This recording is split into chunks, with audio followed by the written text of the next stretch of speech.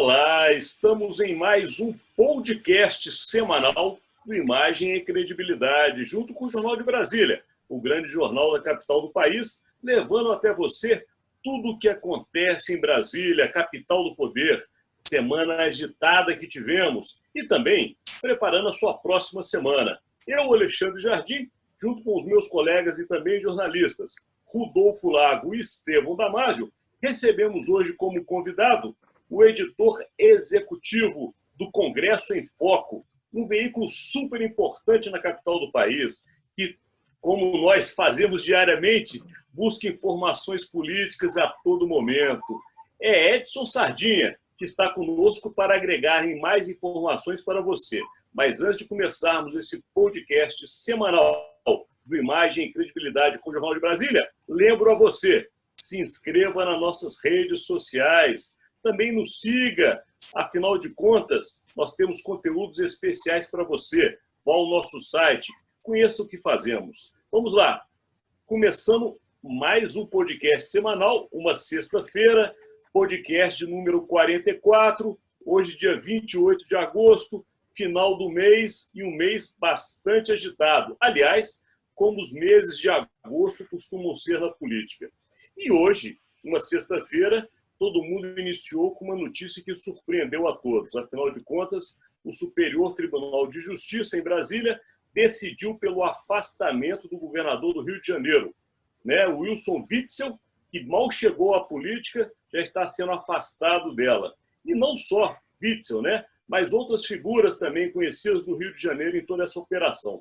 Então eu vou iniciar com o Rodolfo Lago para falar um pouco de Rio de Janeiro, a nossa antiga capital e que está no coração de todos nós. Está contigo, Rodolfo. O Rio de Janeiro continua lindo, né? Só que não, né? A coisa ficou bem complicada, né? O STJ decidiu, então, afastar o governador, Wilson Witzel, numa operação aí que envolve várias outras pessoas, a mulher do Witzel, que é uma advogada, também, segundo a denúncia da Procuradoria-Geral da República envolvida no esquema, o pastor Everaldo, presidente do PSC, outras figuras lá, enfim, uma coisa complicada, né?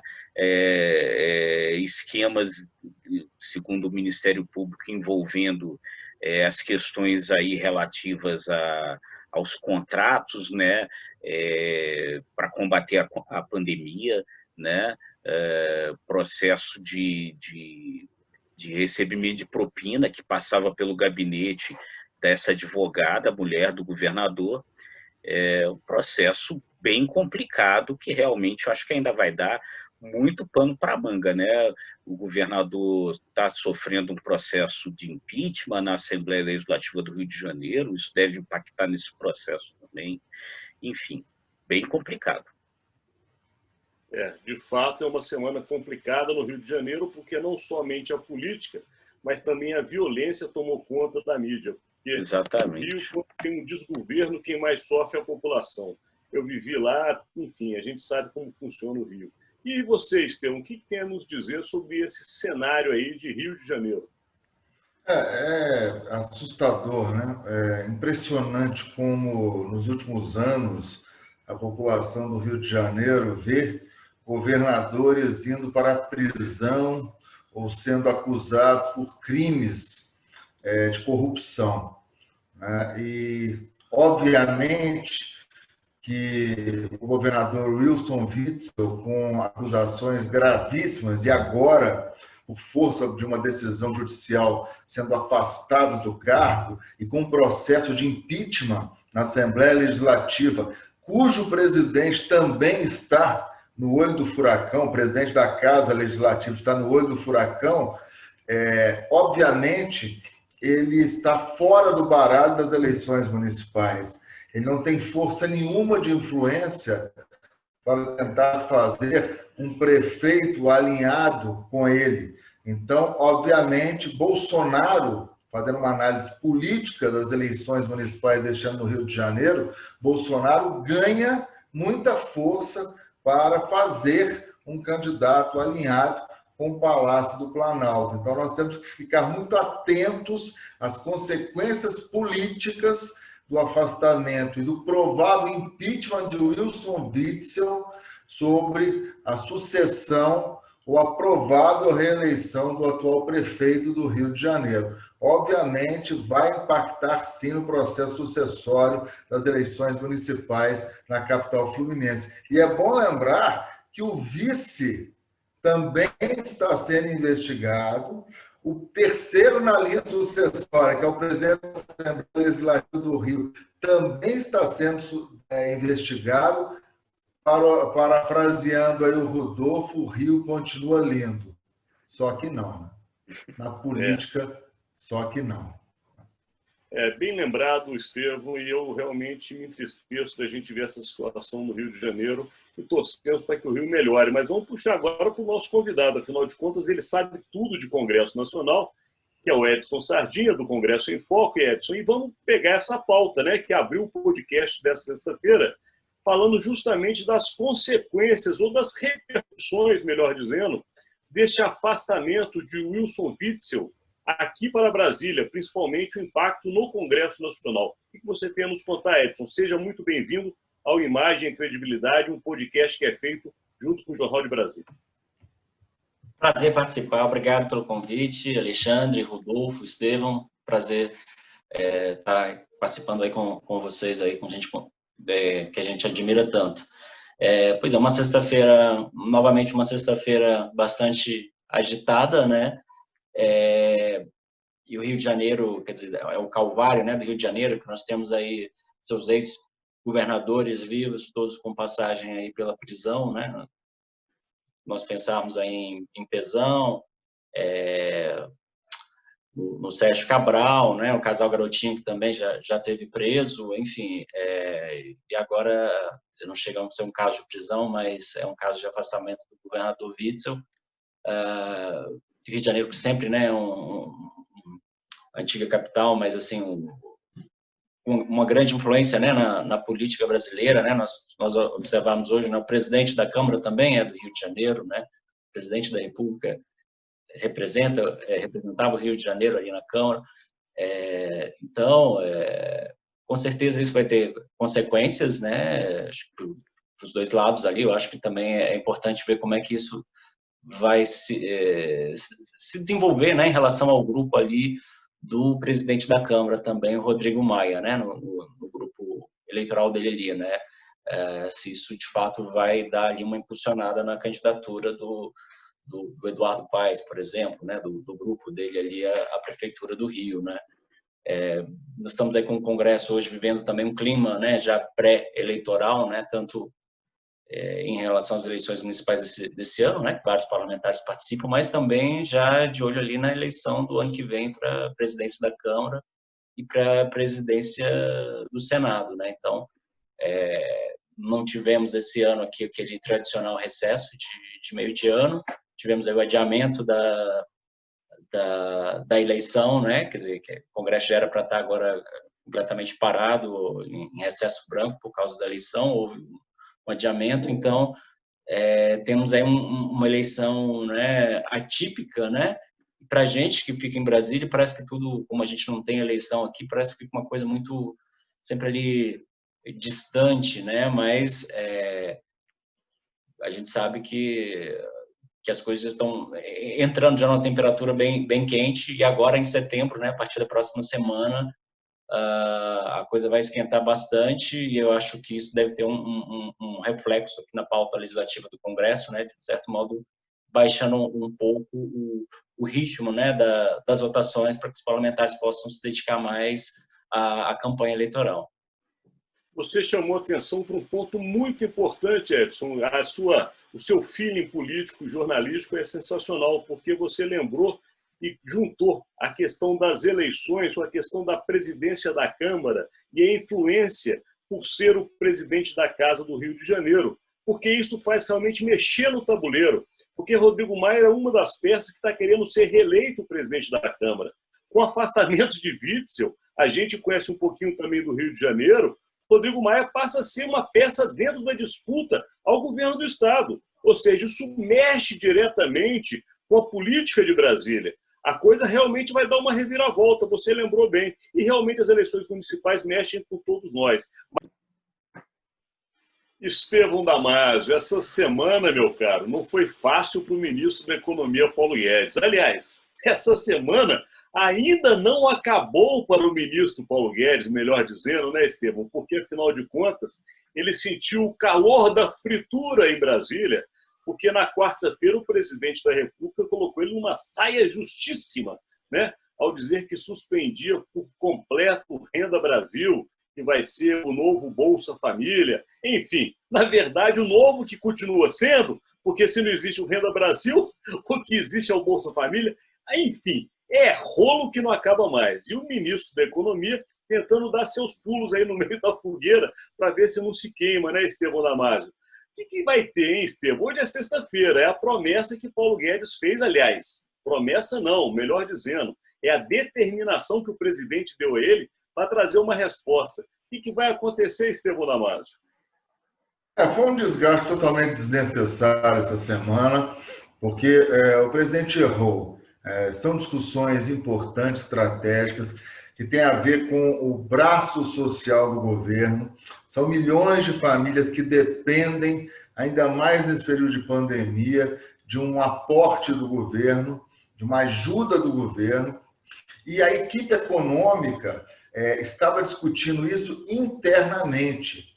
E essas discussões, com o aval do presidente, deveriam permanecer no âmbito interno. Mas isso começou a vazar, né?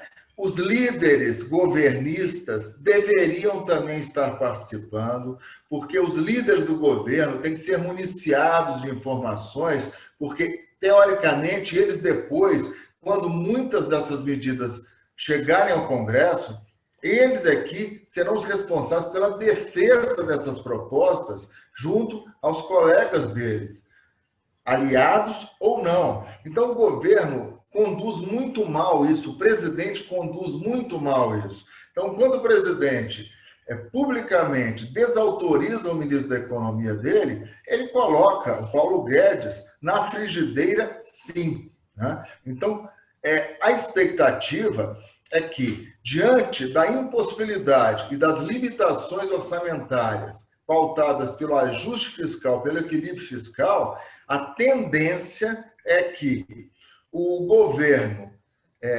prorrogue o auxílio emergencial até dezembro, com o valor inicialmente que Bolsonaro quer, que é o de R$300, vai já gerar um grande impacto para o equilíbrio fiscal, para as contas públicas. Então, o governo estende até dezembro esse auxílio emergencial de R$300 e empurra com a barriga o novo Bolsa Família ou Renda Brasil.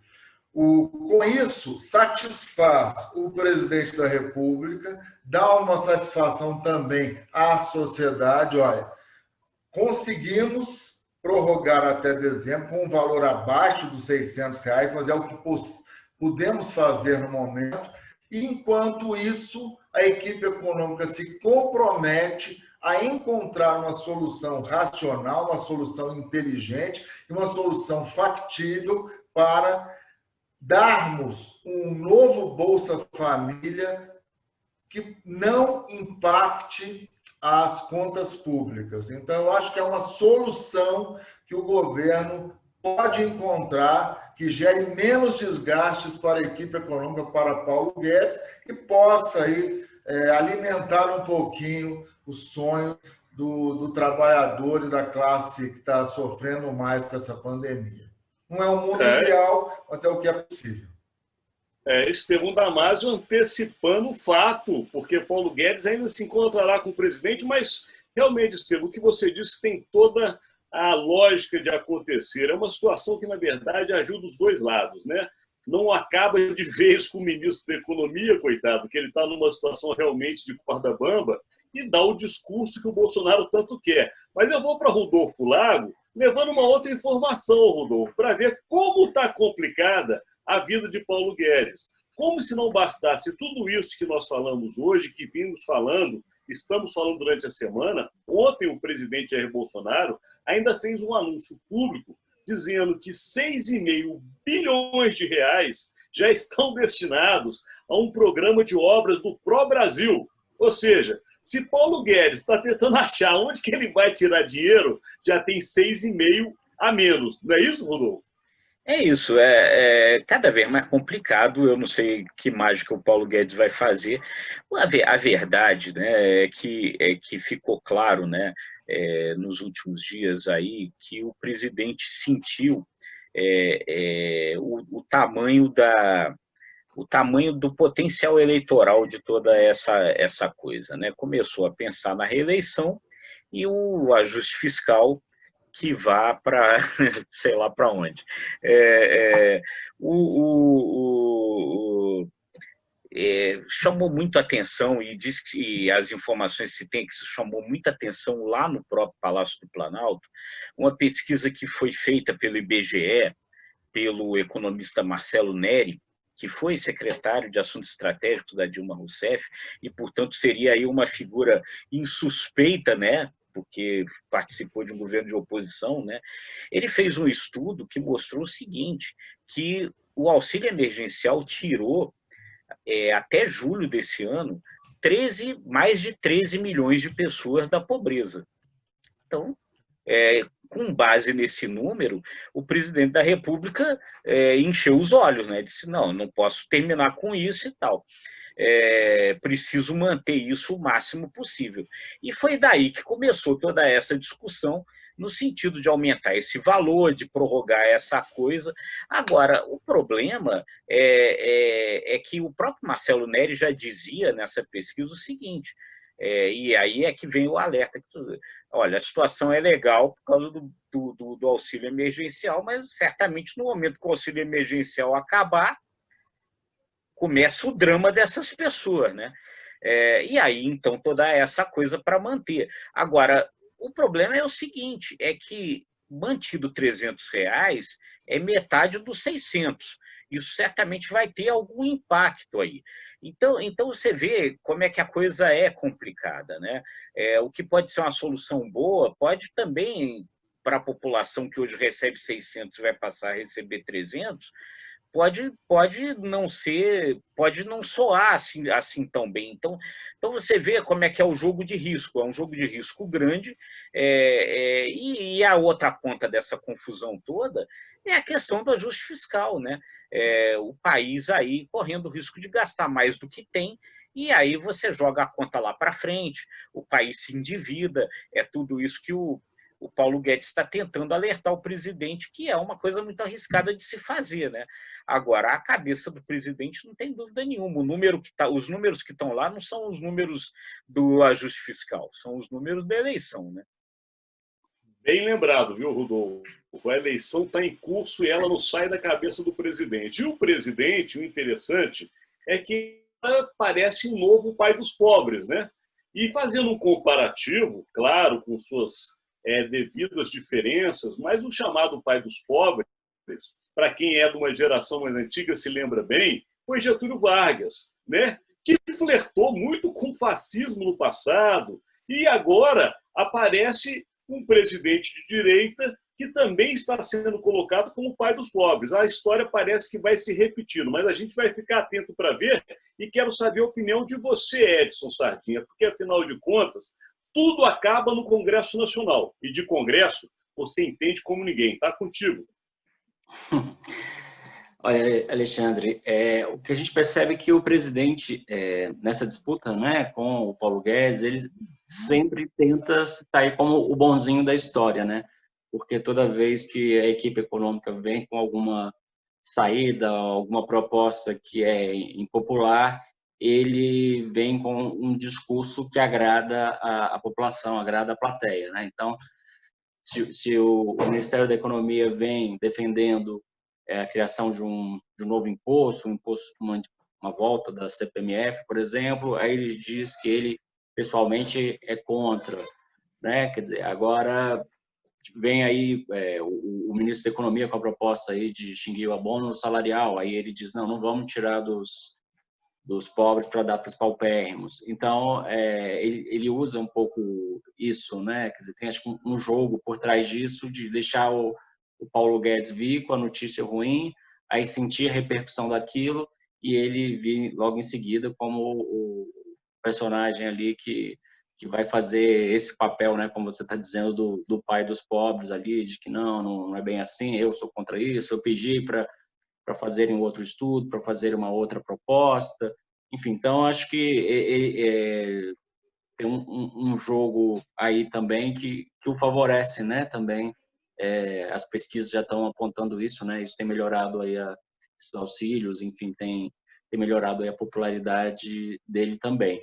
Agora a gente depende muito de como que o Congresso, né, vai reagir a essas propostas, né, quer dizer, que a gente tem, por um lado, o presidente da Câmara muito com esse discurso de ajuste fiscal, de que tem que conter os gastos públicos, né? Um discurso mais afinado, de certo modo, nesse ponto, pelo menos, com o do Paulo Guedes do que com o do presidente. Agora, e a gente sabe do poder que o Rodrigo Maia hoje, né, exerce no país, por fato de poder ele, né, segurar, editar a pauta, né, conforme enfim, o desejo dele ali.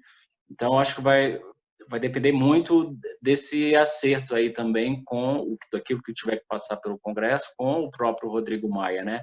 Já que com o Alcolumbre o governo tem tido ali uma vida, digamos, um caminho mais fácil ali, né? Não tem criado tantos obstáculos, ele evita fazer críticas ao governo, né? Enfim, de partir para o confronto, coisa que o Rodrigo Maia muitas vezes ele vai mais para uma crítica mais direta, né? E que tem uma relação de certo modo ambígua, né, com o próprio ministro da Economia, né? Em vários momentos eles andam se estranhando, fazendo acusações um contra o outro, mas tem em comum essa pauta essa visão mais liberal da economia, né, de ajuste fiscal, de contenção de gastos. Então, acho que e ainda vai entrar, com certeza, o governo vai usar esse programa do Renda Brasil também para discutir a criação da volta da CPMF, né? Então, eu acho que assim é uma coisa que ainda vai ter nas próximas semanas aí muita água aí para rolar aí debaixo dessa ponte, né? Então não vamos sair dessa ponte, não. Fica nessa ponte, porque a gente vai continuar no Congresso e contigo, Sardinha. Porque nessa semana também que passou, no dia 20, o Congresso, afinal de contas, foi de alguma maneira festejado ou agraciado, porque teve o 13º prêmio, né, do Congresso em Foco. Eu queria que você contasse também um pouco para a gente, já que o assunto é Congresso Nacional e a gente vai continuar nessa pauta, até porque sobre reeleições das duas casas e alianças ainda tem muito o que falar, tanto Rodolfo Lago como Estevão Damasio, mas eu aproveito essa lembrança do Congresso Nacional para que você também nos conte qual foi a novidade desse 13º prêmio do Congresso em Foco deste ano. O Prêmio Congresso em Foco é uma iniciativa, né, que começou ali em 2006, nós estamos na 13ª edição, em alguns anos, aí, uns 2 anos, a gente não teve o prêmio, e a ideia é o quê? Valorizar o Congresso, né? A gente sabe que, historicamente, o Congresso tem nível de avaliação muito ruim, né? A população, muitas vezes, com muita razão mesmo, enfim, identifica ali no Congresso grandes entraves aí para o país, né, para a melhora da vida delas, das pessoas, enfim. Mas a gente não tenta combater essa ideia de que todos os parlamentares são iguais, de que todos os parlamentares são ruins, né? E o prêmio tem esse propósito, né? E esse ano uma grande novidade que a gente percebeu nos últimos anos sempre houve uma polarização muito grande, esquerda-direita, né? E na votação na internet, que nós temos 3 públicos votantes. Então tem um público da internet, tem o público, um júri especializado e um grupo de jornalistas que também escolhem esses parlamentares. E na votação da internet, nos últimos anos, vinha muito polarizado esquerda e direita, e esse ano o que a gente percebeu é que a esquerda teve uma força maior do que nas edições anteriores, né?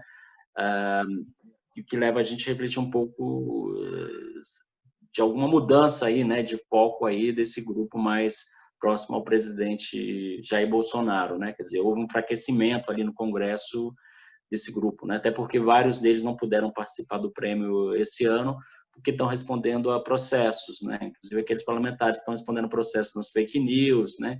Enfim, que são parlamentares que têm muita força na internet, que esse ano ficaram de fora, e eu acho que isso acabou favorecendo, de certo modo, também a esquerda, né?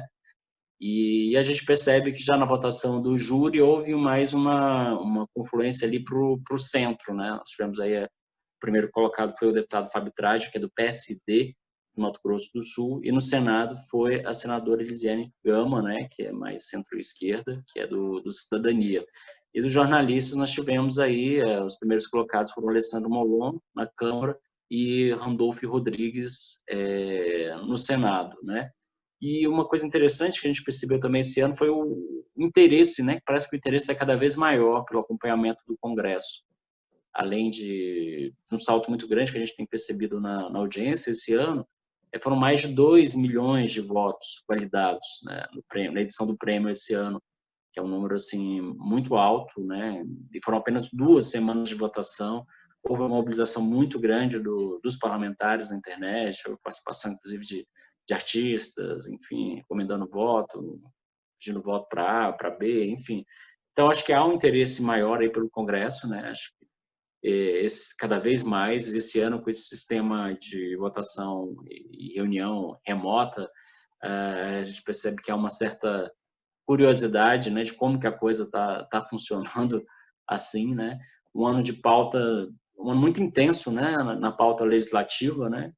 Que fugiu de qualquer previsão, né? Falava-se muito ali, esse ano vai ser o ano, vamos discutir basicamente reforma tributária e talvez reforma administrativa, né? Quer dizer, a reforma administrativa ainda não chegou, a reforma tributária sim está discutida, mas ali no segundo plano, mas entraram essas propostas aí de auxílio emergencial, enfim, né, da pauta da pandemia que acabou concentrando muitas atenções, né?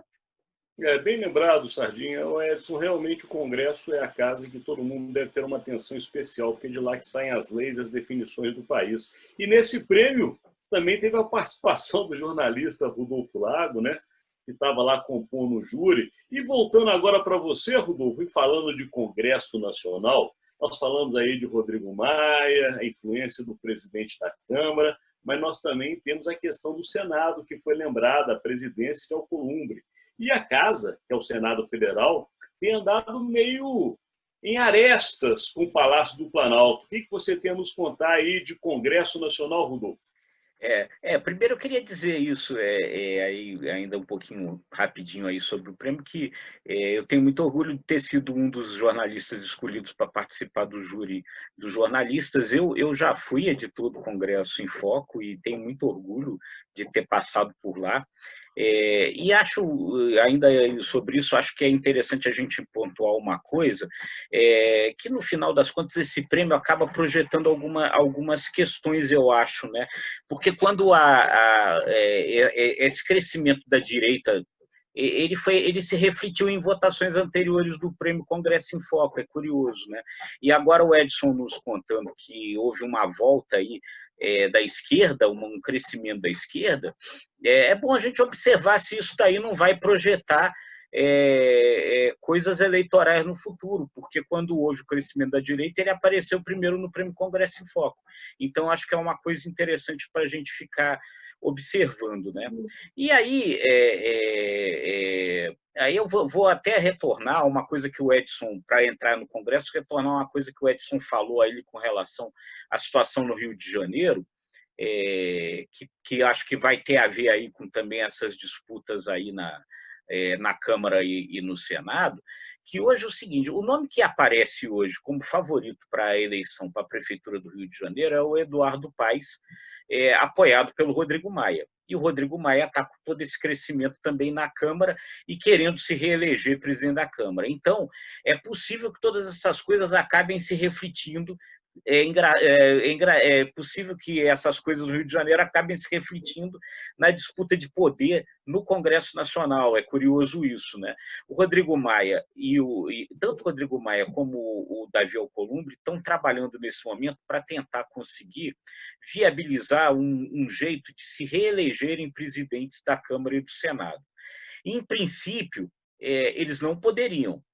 O entendimento ali é de que a Constituição proibiria esse novo mandato, mas eles estão encontrando brechas para ver se conseguem ficar. A Advocacia do Senado, essa semana, mandou um parecer para o Supremo nesse sentido, com um argumento que é meio maroto, mas, enfim, quem sabe cola, né? Porque no Brasil é isso, né? O Ulisses Guimarães dizia o seguinte, que se a gente quer fazer, a gente acha um jeito de fazer e faz, né? Então é meio por aí. O argumento que a Advocacia do Senado está encontrando para defender a reeleição é que o cargo de presidente da Câmara e do Senado, vejam só, de acordo com a Advocacia do Senado, não é um cargo legislativo, é um cargo executivo dentro do Congresso. E que se pode haver reeleição no executivo, então também pode haver eleição para esse cargo executivo do legislativo. Não sei se entenderam o raciocínio, mas o raciocínio é esse. É impressionante a criatividade.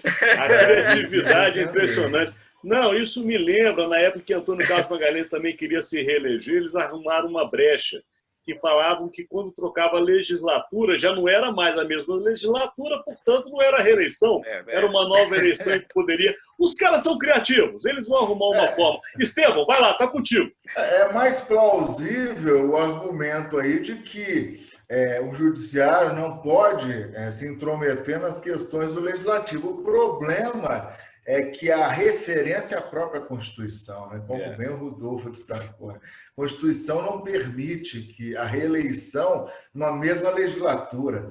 Esse é o problemão. E aí haja espírito criativo do senhor direta já, do senhor Democracias, do senhor Ulisses de Guimarães, para desatar esse nó. Agora, pensando bem, para o presidente Jair Bolsonaro, seria bom, né, que Alcolumbre e Rodrigo Maia se reelegessem, porque eu acho que já passou aquela fase crítica, né, esse 1 ano e meio de governo, mais de 1 ano e meio de governo, onde houve, especialmente com Rodrigo Maia, muitas trocas de farpas. Eu acho que já passou, já está havendo uma acomodação. Ricardo Barros entra na liderança do governo, então a tendência é agora o governo começar a ter uma relação mais profissional, mais política com o Congresso. Então, seria, na minha visão, melhor para Bolsonaro, que já conhece o estilo dos 2 presidentes da casa, mesmo tendo tido aquela derrota fragorosa no Senado, que assustou o governo na coisa dos servidores públicos, que o Alcolumbre ficou meio quieto, né? Mas eu acho que arriscar a tentar fazer 2 presidentes da casa com uma força que Bolsonaro não tem, para tentar eleger 2 presidentes da Câmara e do Senado, é melhor ele ficar com Alcolumbre e com Rodrigo Maia que arriscar, hein? Mas ele já conhece, né? É melhor ficar com quem ele já conhece. É melhor conhecer os inimigos do que tentar fazer 2 amigos, hein? Bem lembrado, Estevão da Mala. E já que está contigo, continua, porque nós vamos agora entrar naquela fase, a projeção da próxima semana. E eu volto contigo, Estevão. Qual a sua projeção para a próxima semana nessa Brasília, que parece que essa atual semana ainda vai demorar a acabar?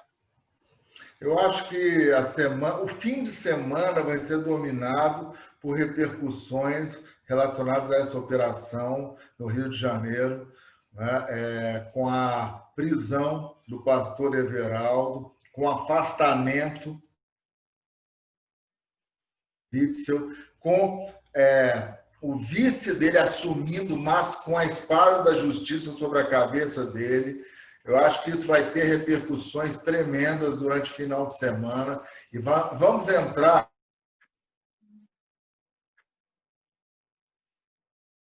Estevão Damasio. Vamos lá, Estevão parece que deu um probleminha no áudio. Vamos então passar para o Rodolfo Lago. Rodolfo, qual a sua projeção dessa semana, Rodolfo? Eu acho que a gente tem que acompanhar também. Eu acho que essa coisa do Rio de Janeiro vai realmente crescer, né? E aí é isso, né? Eu acho que além do Rio, né? Enfim, tem toda essa questão envolvendo esses problemas aí no combate à pandemia, né? Que eu acho que também acabam se refletindo, ações na justiça aí contra governos, né? Enfim, eu acho que isso acabou, isso deve crescer. Essa coisa no Rio é grave, é séria, né? Enfim, acabou pegando ali toda a cúpula do poder no Rio de Janeiro, né? É o governador, é o vice, é o terceiro na sucessão. É muito triste, né? Muito triste a situação do Rio de Janeiro, muito triste. Realmente é uma aposta e uma projeção que a gente vai ter que ficar atento. E você, Edson Sardinha, qual a sua projeção para a próxima semana? Eu acho que, como muito bem lembrado tanto pelo Estevão quanto pelo Rodolfo, né, essa questão política aí no Rio de Janeiro com certeza vai ter desdobramentos, né? É possível que chegue a outros estados também, né? Como já em algumas operações já indicaram. E eu acho também que deve ganhar força ainda, né, nos próximos dias, nas próximas semanas, essa batalha aí, né, entre Guedes, Rogério Marinho, né, essa disputa aí entre o Renda Brasil, o Pro Brasil, né, que é o programa de investimentos do governo, e o processo de fritura do Guedes certamente vai continuar, né, e tende a se acentuar, né, porque acho que vai ser muito difícil ele ali encontrar uma saída que agrade ali a esse discurso, né, que o presidente tem feito aí para fora, né, para a opinião pública, né, de garantir mais benefícios para a população. E a gente sabe que a situação do país é uma situação complicada e que o Guedes não né, tem enfatizado muito, batido muito nesse discurso aí das contas, né, que tem que fechar as contas. E assim, a gente percebe também que ele não tem muita... o cálculo deles ali é um cálculo diferente, né, o cálculo político ali do Bolsonaro e o cálculo ali econômico ali do Paulo Guedes. Então, eu acho que esse processo aí de fritura, esses embates aí imagino que devam continuar na próxima semana. Boa projeção, Sardinha. Agora estamos de volta com o Estevão Damasio, porque fazer na internet é assim. Internet cai, em casa a campainha toca, tem que atender a porta, muita coisa acontece. É o novo normal. Estamos dentro desse novo normal. Volta contigo então, Estevão, que a gente estava ouvindo a sua projeção, mas ela foi interrompida. Pois é, eu estava falando que aposto aí nas repercussões dessa operação de hoje, né, que a Justiça, o STJ, determinou o afastamento do governador Wilson Witzel. Isso, obviamente, vai repercutir no Congresso. A prisão do presidente, né, do PSC, que vai repercutir também, pastor Everaldo. Eu acho que nós não fugiremos disso, não. Aliado, claro, esse assunto aliado às negociações em torno aí do novo Bolsa Família, né, Renda Brasil. Desse assunto aí, do Renda Brasil. Eu acho que são dois assuntos que devem dominar a semana. A minha aposta vai nessa linha que você acabou de dizer, porque eu acho que a situação de Paulo Guedes, ainda que tenha se encontrado um ponto de equilíbrio, vamos colocar assim, de sustentação ou de permanência do ministro por mais algum tempo, o desgaste tem sido muito forte. Ainda que agora o presidente consiga o discurso que ele tanto gostaria de, que é justamente anunciar, ao que tudo indica, que esse auxílio continuará no valor de R$300, ainda que seja metade do que atualmente é um valor considerável, como vocês lembraram, Rodolfo, Marcelo Neri, do IBGE, enfim, é um número que realmente mexe com as famílias no Brasil. De qualquer maneira, Paulo Guedes não está feliz. A questão é que Paulo Guedes está fugindo e muito do que o levou para o governo. Paulo Guedes já tinha um nome muito forte no mercado, Paulo Guedes era muito respeitado no meio que ele circulava. E ele veio para o governo com uma missão que a cada dia se mostra mais impossível de realizar.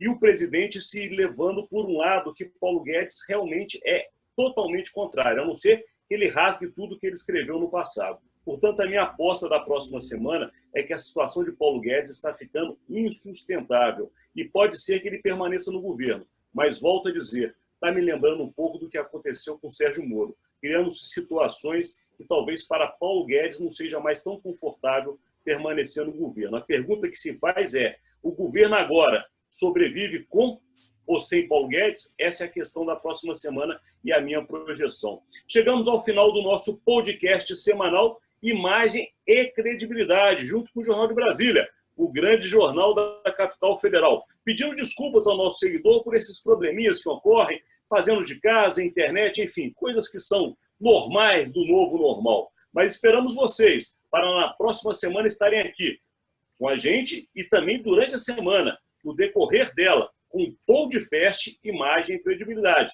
E na próxima semana também estará no Jornal de Brasília, além dos outros conteúdos que nós temos e fazemos para você. Daqui eu me despeço, já agradecendo aos meus colegas e amigos, parceiros e jornalistas, Rodolfo Lago e Estevão Damasio, e também a presença do nosso colega, o editor executivo do Congresso em Foco, Edson Sardinha. E passo primeiramente para você, Edson, para as suas despedidas e comentários finais, e depois dos meus colegas. Daqui eu já me despeço, convidando vocês para a próxima semana.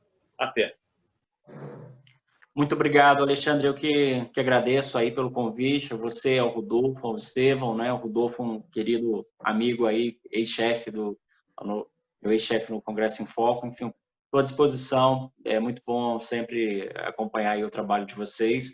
Espero que a gente possa ter notícias mais positivas, né, para a população em geral, enfim, nas próximas semanas, né, já que a gente vem aí de um período muito tenso, com mortes, com pandemia e com um noticiário cada vez mais carregado aí de informações sobre corrupções, né?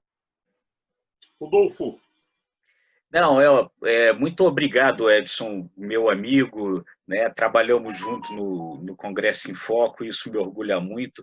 Muito obrigado por ter participado, você agregou bastante aí de informação aí para a gente, e agradeço a todos aí sempre pela audiência, e também espero que a gente possa, no futuro, dar notícias melhores, né?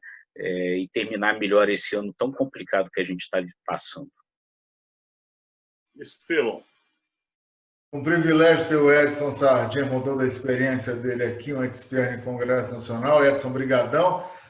Alexandre, Rodolfo, e a você que nos segue. Uma ótima semana a todos. Até semana que vem. Tchau, gente. Obrigado. Tchau, gente.